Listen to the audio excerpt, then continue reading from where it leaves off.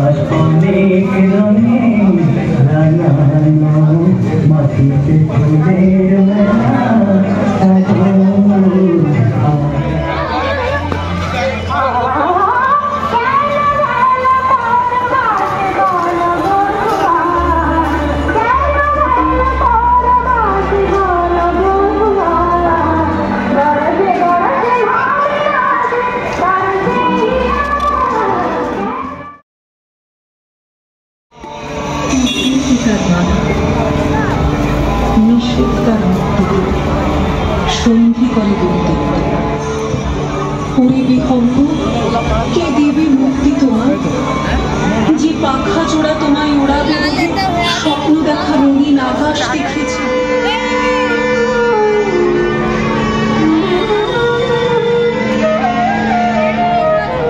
বর্তমান আছে, ভবিষ্যৎ নেই।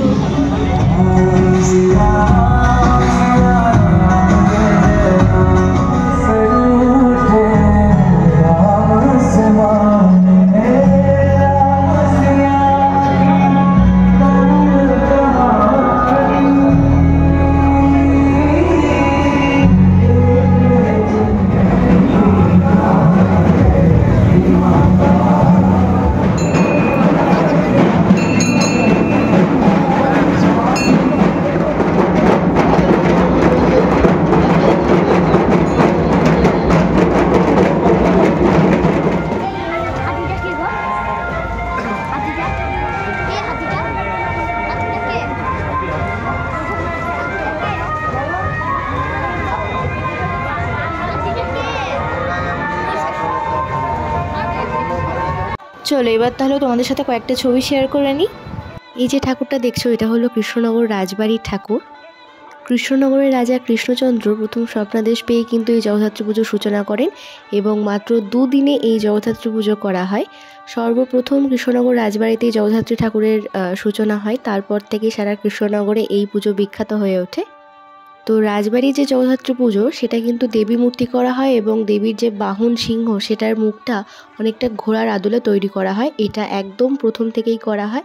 এরপর থেকেই কৃষ্ণনগরের বিভিন্ন ক্লাব আর বারোয়ারিতে এই পুজোর সূচনা হয়।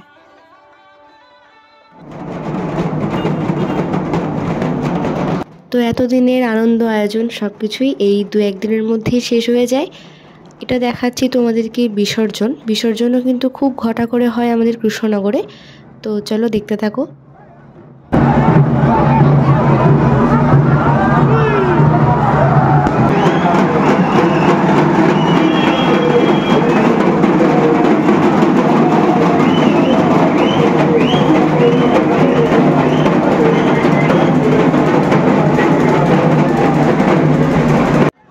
হুগলির চন্দননগরে জগদ্ধাত্রী পুজোও কিন্তু খুব বিখ্যাত, তবে নিজের শহর বলে নয়, আমাদের কৃষ্ণনগরে কিন্তু সত্যিই জগদ্ধাত্রী ঠাকুরের পুজো এবং বিসর্জন দুটোই দেখার মতো হয়। তো সারা রাত পেরিয়ে এখন সকালবেলা বিসর্জন হচ্ছে, আর মোটামুটি 2 থেকে 3 দিন ধরেই বিসর্জন চলতে থাকে।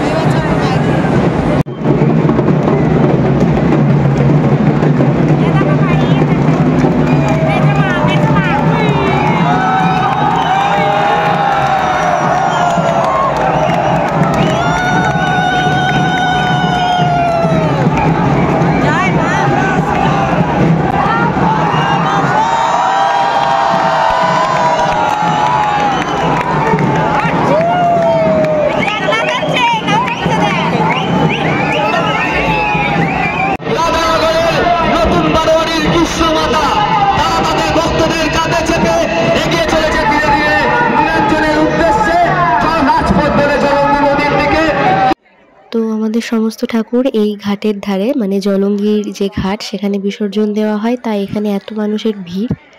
তো এই ছিল আজকের গোটা ভিডিওটা, কেমন লাগলো অবশ্যই জানিও। তো চলো টাটা।